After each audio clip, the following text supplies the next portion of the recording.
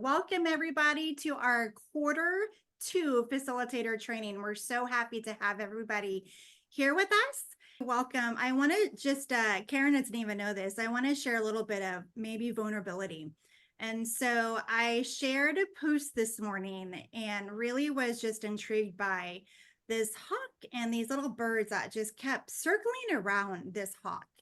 And so I'm sitting here just intrigued by it. And so I shared it with my boss today, and she goes, how can you relate that to staying in the driver's seat? And so as I'm looking at this hawk, he didn't move, he didn't budge. He was just this beautiful, beautiful specimen. And so he didn't get distracted. He stayed right where he needed to stay.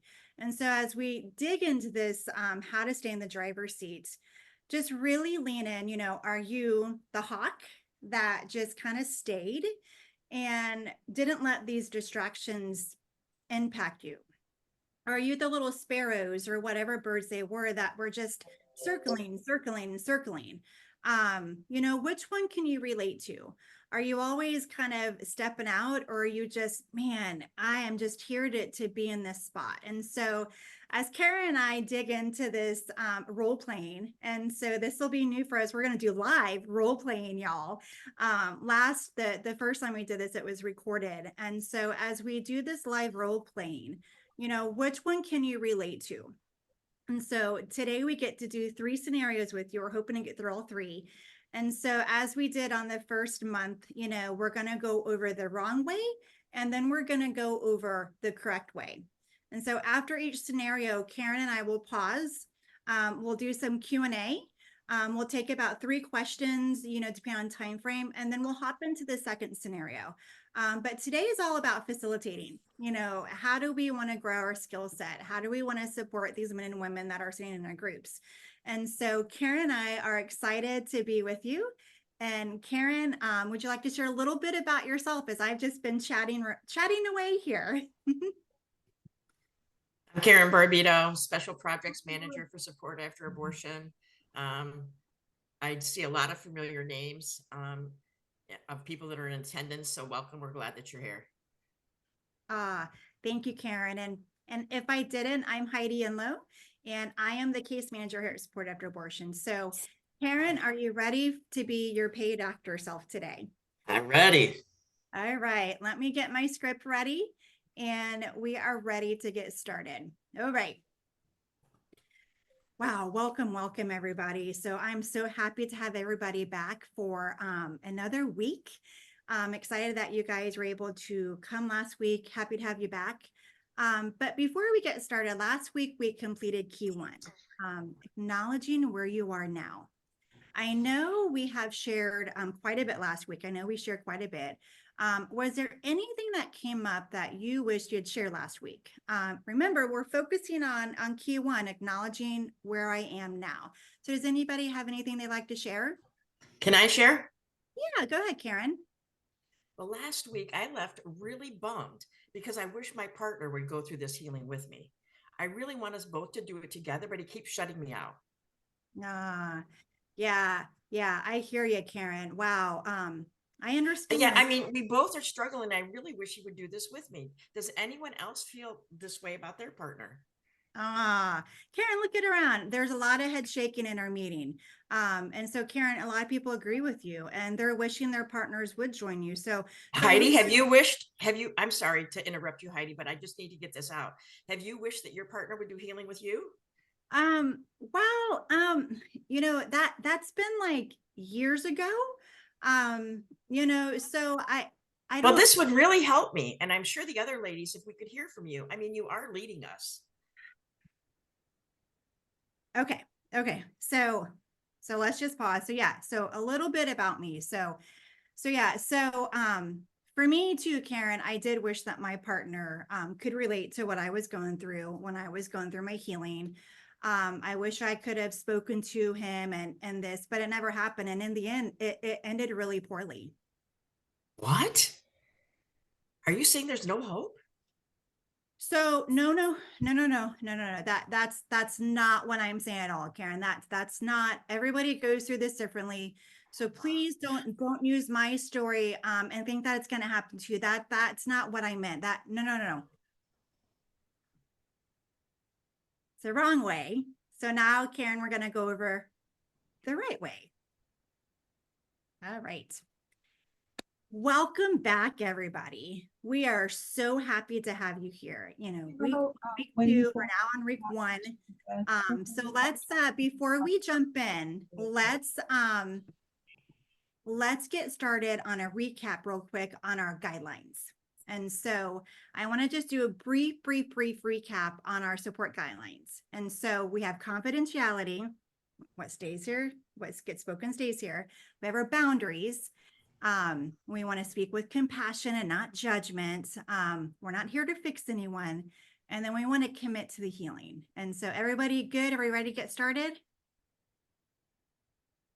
Cool. Okay. So last week we hit on key one was acknowledging where we are now. And so I know we shared a lot last week. And I just want to make sure there's time that, we get busy. Did anybody have anything that kind of came in their head throughout this past week or they wanted to share last week that's related to key one? So I want to take some time to just make sure everybody has a safe place to share something that they didn't get to that's related to key one, acknowledging where I am now. Can I share? Yeah. Well, last week I left the group really bummed because I really wish my partner could do this with me. I think it would really help us if we went through this thing together, but he keeps shutting me out.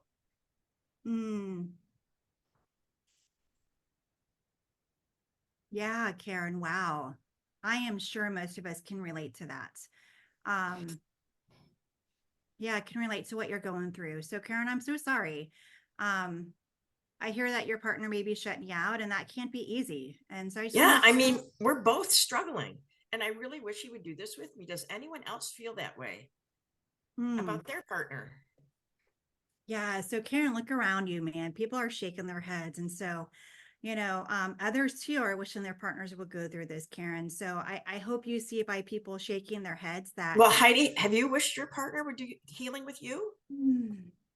So Karen, great question. Let's remember that we're going to focus on key one right now. And so we want to make sure that this would really help me. Yeah. I hear you, Karen. I hear you. And I want to make sure you have time. So remember, in our guidelines, we want to make sure everybody has a place to share. And I want to honor what you want to talk about, Karen. And so maybe once we're done, we can stay on a little bit longer and you and I can talk a little bit more through this. How does that feel for you? You want to stay on a little bit longer? No, I can't stay tonight. I have things to do. Yeah, I hear ya. So how about I'm going to reach out to you afterwards and we're going to make some time together to talk through a little bit more about your partner and what you're wishing. And then we're going to give who wants to go next into sharing what they're kind of going through from key one. Thanks, Karen. So we had our, wanting to share, and the facilitator got in the boat, they shared her story, and then it kind of went awry and the doing it wrong. And so the right way, may not always feel. One of the things I want to share is Karen and I were kind of working through this. It doesn't, for me, and I hope you felt this in the role playing, it's still even uncomfortable for me. And so I know as a facilitator, I can struggle with leading the right and wrong way. And so who has any questions? So we're going to take some time to do some Q&A. So we'd love to know if anybody has any questions. If you have questions, what we want to do is put them in our chat box. And so we're going to put the questions in our chat box. We'll love to hear from you guys. And then we're going to have Cindy on our team. She's going to come on camera and she's going to read some of those questions. Hopefully we'll get to about 3 of them.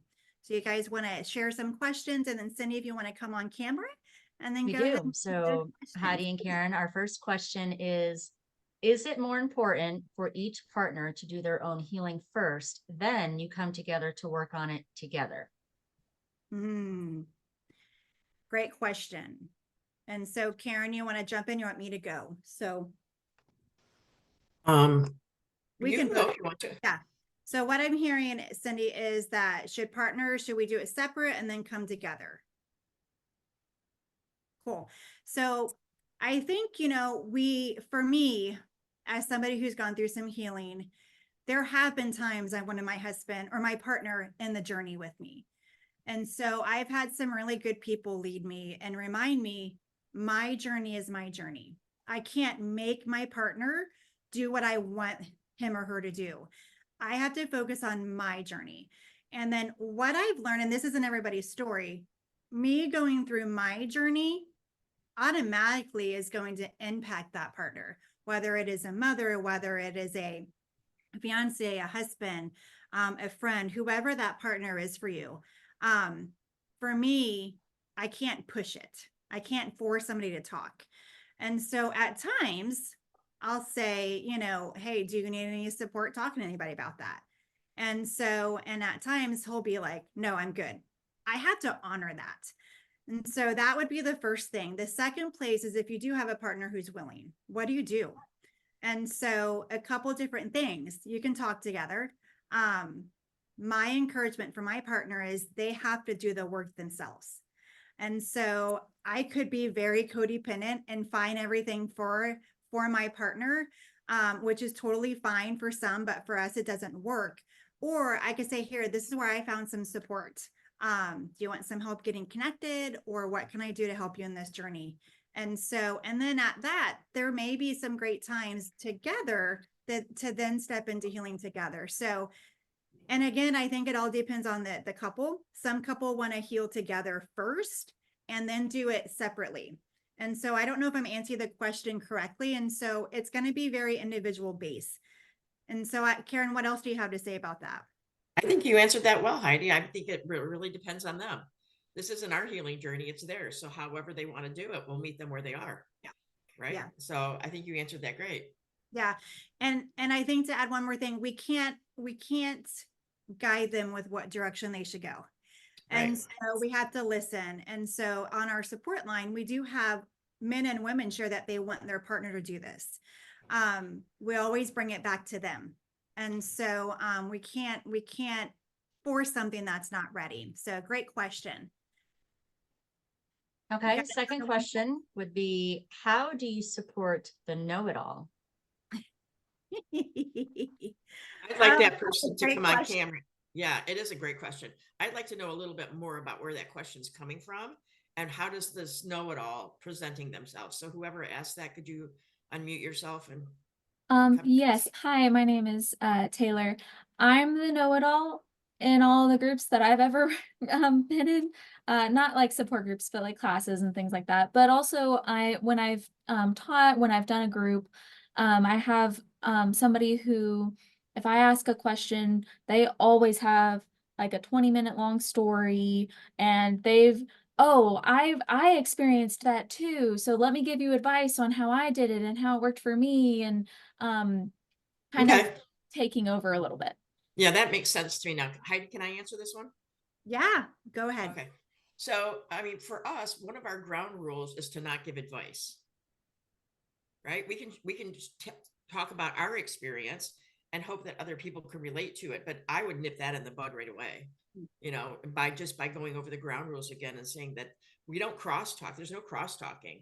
There's no giving advice. You can relate to somebody's experience, but I mean, I have a really firm hand for those of you who know me. I have a really firm hand on my group because, we need to create a safe place so everybody can share. Everybody gets their chance. Everybody can be vulnerable and know that this is a safe place for them to do that. And when you have somebody that's given advice around the table when it's unasked for, can really ruin the environment that you're in. Yeah. Yeah. Yeah. And Taylor, for me, Karen knows this about me. I always have something to say. Like she could tell me I had broccoli for lunch and I'm going to be like, well, broccoli helps your digestive system. So as someone who likes to talk, and I'm also like, can I just add a little bit more to that? What I learned from myself, Taylor, is I take a pause. And for me, am I active listening or am I trying to plan what to say next? And so for me, as someone who always wants to make sure that they find support, I had to really do a check-in with myself. Is this important, or do I just want to be heard? So yeah, and so that's my experience. That takes a little bit of work for me. But yeah, great question. Yeah, thank you, Taylor. Okay, time for one more. Yeah. Okay. How would you suggest supporting a participant that keeps bringing up the same thing every time? Yeah. Yeah. So I'll start, and I'm sure Karen, you want to start this one? Yeah. So Yeah. I I think what I would do, where I would start, is since we've already had this conversation, I would maybe ask Mhm. questions that are similar but stated in a different way. Yeah. If somebody feels that they need to continue to talk about something, it could be because the questions that we're asking are wrong, that they don't feel like they've been heard. So I would validate what they're feeling and then become curious and ask questions differently to see if that person can then understand what it is that has them thinking about this over and over and over again. Yeah. Yeah.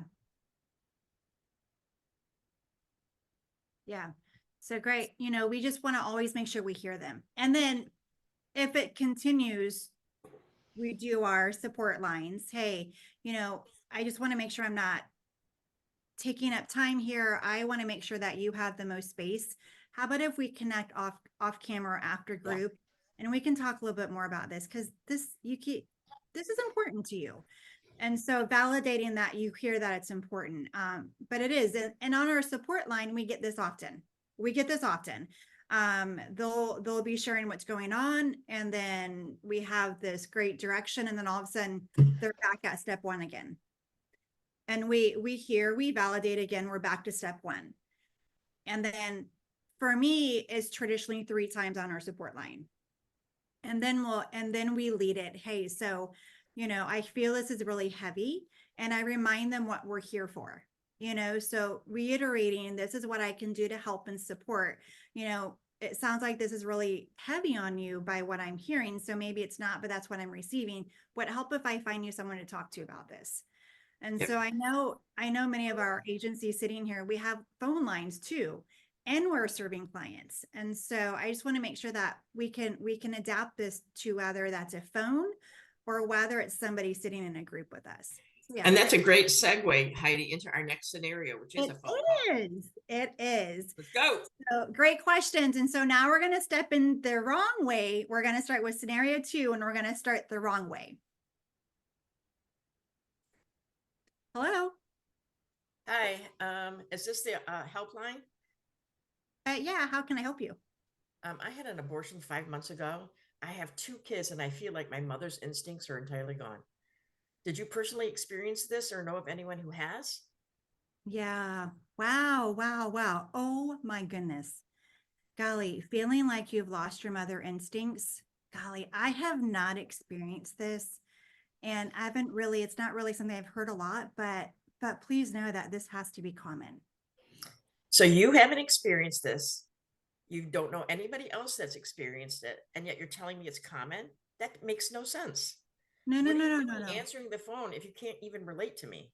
No, no, no, not now. Let's just settle down just a little bit. I was only validating. So now I'm getting to be too much for you? Have you never talked to someone before? I just told you I had an abortion 5 months ago, and I can't relate to my kids. No, no, no. That's not what I'm doing. I have talked to other people before. I enjoy helping people, and I just want to be here to help you. So I'm here to help you. Okay. Really?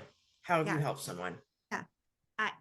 Well, I'm a really, really good listener. I'm compassionate. I'm kind. I'm able to listen for others. I've even been told that people are really grateful when they talk to me. So I am here for you. I'm here. Well, you're not listening to me now. Click. Now, people, I want you to know this is a real scenario. This actually happened on our after abortion line. So we're not making this up. All these scenarios have really happened. Yeah. Yeah. Okay. So that was, of course, the incorrect. And so now we're going to step into a better way.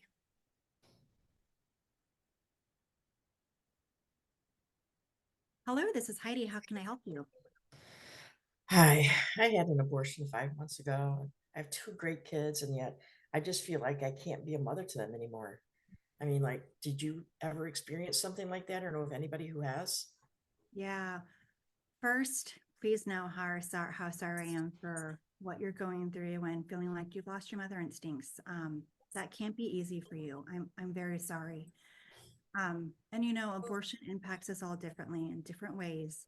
And I can completely understand how this is, you know, possibly making you feel like you've lost your mother instinct. So please know that I can understand that. And so, you know, help me maybe understand a little bit more so I can just, you know, make sure I'm hearing you and listening the right way. And when you share that your mother instincts are gone, you know, what does that really, you know, what seems to be gone for you? I have no desire to bathe them or even tuck them into bed. Yeah. Was this something you really enjoyed before your abortion? Yes. And now nothing. I feel nothing. What is wrong with me? Yeah. Well, your abortion was only 5 months ago. So please know it takes time to adjust. There's nothing wrong with you. This may not be what you're meaning. But for me, when I pull back from things I used to enjoy, for me, it's called grief. Um, this may not be what you're going through. I just wanted to share a little bit about what that is for me. Does that maybe feel like something you're going through, some grief? Grief? What do you mean by grief? Did you feel this way with your kids after your abortion? Yeah. You know, I felt this before when things have gotten really heavy for me. And so loss impacts us all differently. So please know you're not alone with this. Can I just say, like this is is a real reaction for me right now. Just with Heidi saying, "Hello, this is Heidi. How can I help you?" Her giving me her name made me feel so much more comfortable. Mm-hmm. Just answering the phone, "Hello," puts me on guard. Yeah. Like, have I called the right number? Why aren't they introducing themselves? Stuff like that. Yeah. And you know, one of the things you may have picked up the second time around, I didn't say, hello, this is Heidi with the after abortion line. And so one of the things that we are assessing, you know, we're always wanting to grow and learn from our clients is hearing that word abortion may be really hard to hear. And so being cautious of, hi, this is Heidi with the after abortion line. How can I help you? That may be, oh my goodness, this is real. And so the reason why my why was this Heidi with the support line. How can I help you? It just knows we're here to listen. And so some of you may have caught that or may not, but we're always assessing that. And, you know, so if that's something you picked up on, but, and as Karen said, this was a real situation for us, you know, this was something that we had to walk through. And as many of you sitting here, every time we lead a group, every time we pick up the phone, what we often hear from clients will be the first time. You know, we have the similarities, grief, you know, tiredness, I don't want to eat. These things we know, we often hear. But I'm disconnected from my kids and, you know, I don't want to brush my teeth. I don't want to comb my hair. I can't go in the shower.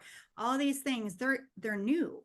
And so I just want to encourage you, you know, if they're new and that's okay. And so I just want to normalize that for all of us sitting here. And so, you know, would love to go to some questions. As you see, I think I turned on my support line talk right now. I'm just making sure everybody's okay. And so I would love to take some time if you have some questions. We'd love for you to put those in the chat box, and then Cindy's going to come on and lead some questions for us. Cindy, do you have any for us? And so the first question is, shouldn't we have answered her questions? Mm. And so I think that is where I struggled as well. And so it's not about me. It's never going to be about me. It's our support.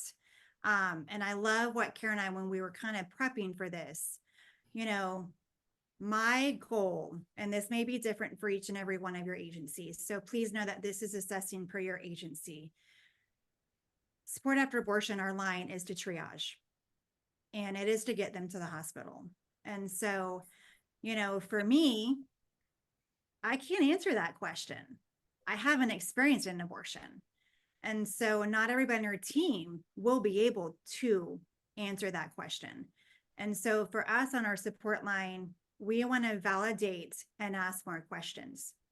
And so, and in the end, we did answer it how we can relate. but learning more before we jump in the boat. Not that we can't get in the boat, but we need to learn a little bit more about what she was sharing, because that's a really broad question. And so not answering it at the beginning is more so staying curious to hearing what she really means. And we did circle back to it, and so, but for me, that's really broad. I want to learn a little bit more about what she's meaning by that statement, or he's sharing by that statement. So go ahead, Karen. But, and Heidi, let me just, for us, we're not a program. We're not going to take care of that person, right? We're going to hand her off and refer her to somebody from our directory, somebody that's being coached for Keys to Hope and Healing or Unraveled Roots. And so that's where that relationship gets established, right? So at one time we were a program and we would have had that deeper conversation with her. That's not our role anymore. So you have to assess for yourself if you're going to be providing that healing support group for them, then you can have that deeper conversation. Yeah. Right. And so let's take that question into a support group. And so say we're in a support group setting and you have one of your participants say, hey, so, on key 2, I just made this realization, and and so that I can't even connect with my kids anymore. I'm a mom. I can't take care of my 2 that I have at home. Karen, have you had that before? And so as a facilitator, we ask the questions. And so I would then return and go, hey, that's a great question, Karen. How about anybody else here? Has this been anything else that anybody else has struggled with? And so we all, my desire is it's not about me. My healing could have been 25 years ago. I didn't even have children at the time. And so to answer that would have been hard. And so, and when you're leading groups, how can you pull the other participants in? Because for me, a support group has helped me feel normal and not so alone in what I'm going through. And so let your participants answer that question. So yeah, it's a great question. Yeah. Okay, another question. One time a participant shared something really personal and it really threw me and I did not know what to say. What would you suggest? It's a great question. That's a great question.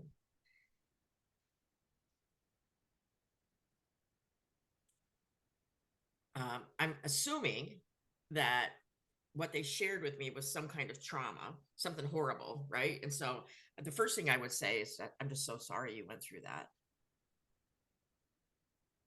And then if you don't have an answer, don't make one up. Yeah. Let there be silence. Yeah. Yep. I just shared with Karen the other day that I was on the support line and a client shares something and I'm on the phone. It's always nice when they're texting because a little bit, it's not as, it's not live. And so I'm on the phone and she shares something and I just sat there in silence. And I literally said, I don't even know what to say. I just want to say I'm sorry. And she received that. And so we can't make stuff up and we can't say, wow, when we stumble through it and we make it up, we lose that sincerity. And so if somebody shares something that kind of leaves you like, first, make sure your face is in check, because sometimes our reactions can feed into what we are saying or whatnot, but, and just, I don't know. I don't even know how to lead that. I just want to say thank you for sharing. I'm sorry for what you're going through. Exactly what Karen said. So yeah. Yeah. Okay. Yep. And last question would be, how about asking from what city, state she is calling from? And would she be open to receiving counseling at her nearest PRC? Yeah. And so all day long, that's our end goal, is when they're sharing some really heavy stuff, to get them support and to find out where they're at. The balance with that right now, I connected a young woman for support who wouldn't even share me her name. And so asking that permission, what they're comfortable with. And so if you have that young woman or man that's sharing, they're just struggling, they don't know what they're supposed to do. And we share that support groups are here and they're like that maybe. So yeah, say, would that be something you're interested in? Yeah, maybe. Okay. Are you open to in person or do you want to do virtual? What feels like the right place for you? And if they say in person, then hey, that's great. I am gonna need your zip code. I want to try to find something close for you. And so then, yeah, you would ask for that zip code. And so meeting them where that with what they're comfortable. Virtual, we don't always need to ask all those questions. And so for support after abortion, we ask if they're comfortable sharing. And if they do one in person and they're not comfortable, what we offer then is to do the work to find it and share that contact information with the client. And so then we'll get themselves registered. But absolutely, you can ask those questions, and it's how we get them support. And so, but don't be alarmed if they're not ready to share it. That would be just by a little bit of little bit of, I don't know, feedback for you. And so hopefully that feels okay for you. So yeah. Okay. All Number right. 3. Number 3. Okay, let me move up on my script. And so you guys are doing great, by the way. Thanks for being here. Okay, last one. Welcome back, everybody. Thank you for being here. We've done a lot of work. And so I just want to first say thanks for letting me kind of review our support group guidelines. So I know we do them every week. So thanks for letting me do that real quick. And today we're going to start working on key 3. And so I know you guys have kind of read your books a little bit beforehand and you know what's coming today. And so great job doing your homework. And so for us today, we're going to sit on key 3, which is freedom from anger through forgiveness. So who would like to share what has happened or helped you move through this anger and forgiveness? And I think, Karen, you're going to go first. Yes. Can I go? Can I go? Can I go? Yeah, go ahead. Oh my gosh. For me, it was reconnecting with my faith. I had been so hurt by the judgment of other people when they found out that I was pregnant that I completely turned away from God. I just could not do it anymore. Yeah. But doing this group, I have learned that God is not the bad guy that I thought he was. And I let go of the anger and allowed God's forgiveness to help me. It's so exciting. I don't even know where to stop. Oh my goodness, Karen. I am so happy for you. God is not this bad guy. He does not want to take our anger. I am so happy for you. Have you been able to share this with anyone in your life, Karen? Like Not that? yet. Not yet. I mean, this is really the first time I was brave enough to share it. Oh my goodness. Well, I would encourage you to reconnect with your church. And if you need help with that, let me know. Has anybody else experienced this type of experience that Karen has? It's pretty powerful, y'all. All right. So now we're going to show another way to walk through this situation. Welcome back, you guys. Happy to see you guys have been working so hard.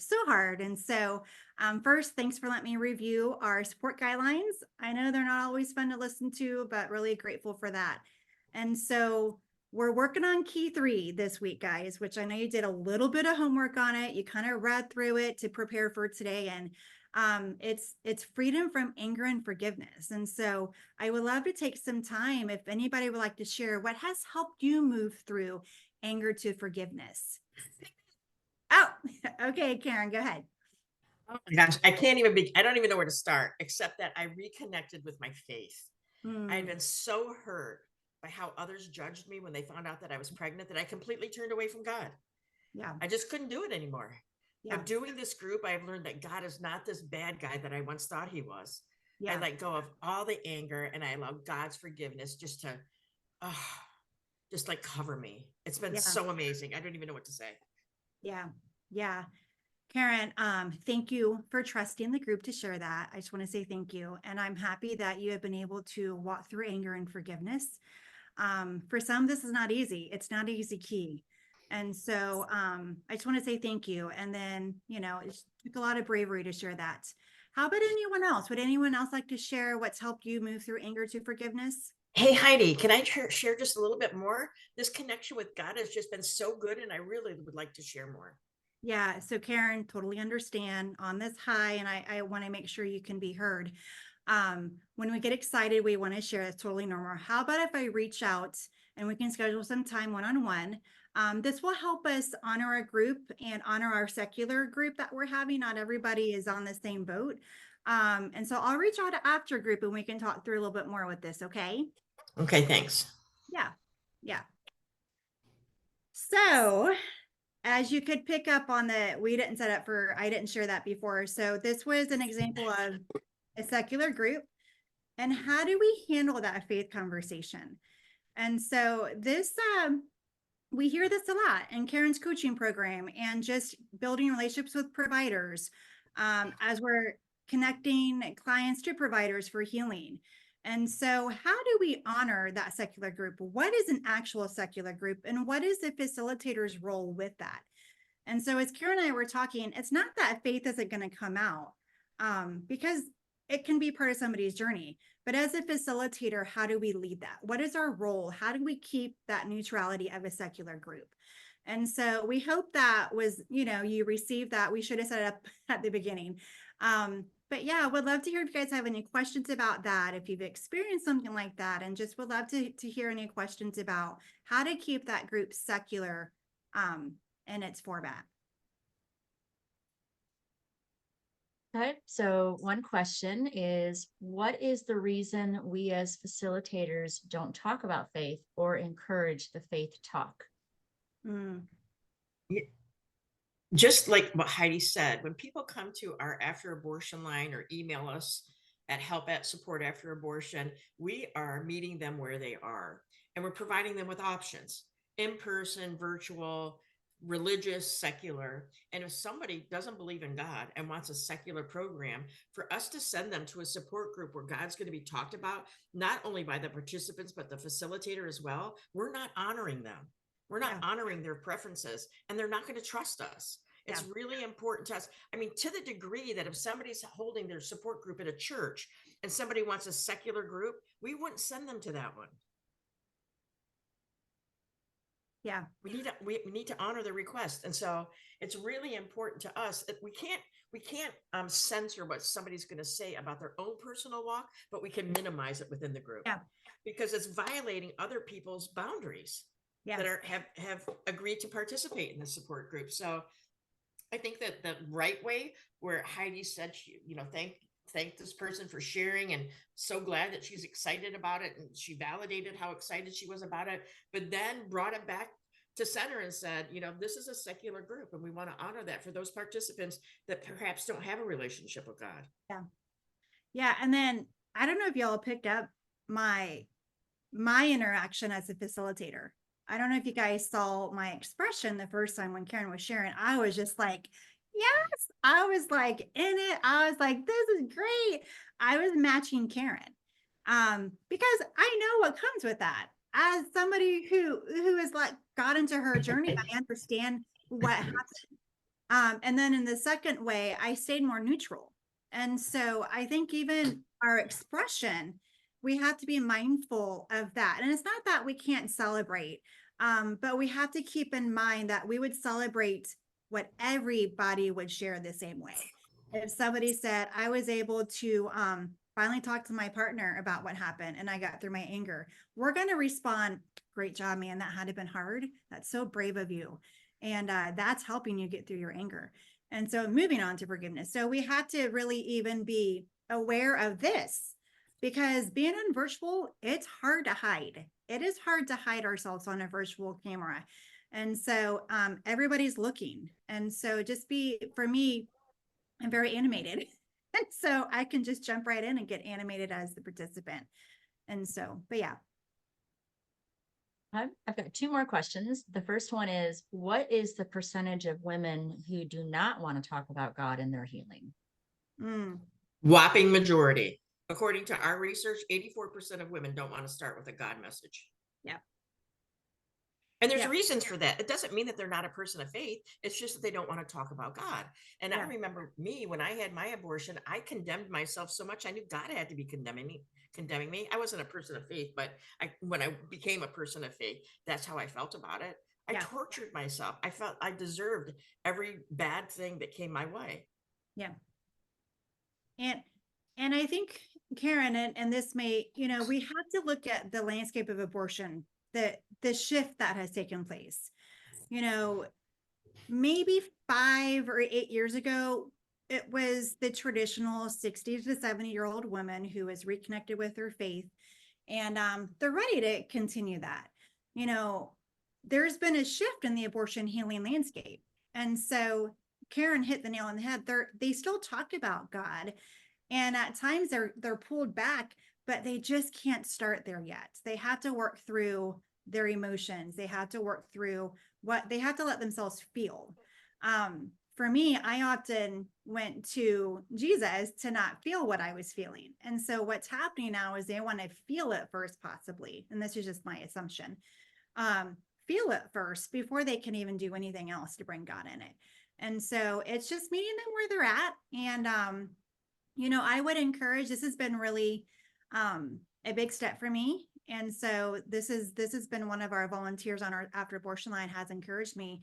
I used to shy away from faith conversations. So if I had a client that was sharing, you know, I went to church, God must hate me, God, you know, I would never, and I went secular. And so, you know, but I would ask, you know, you talked a little bit about God, and I just want to make sure, you know, secular and religious. And so I would just, you know, validate what they're looking for.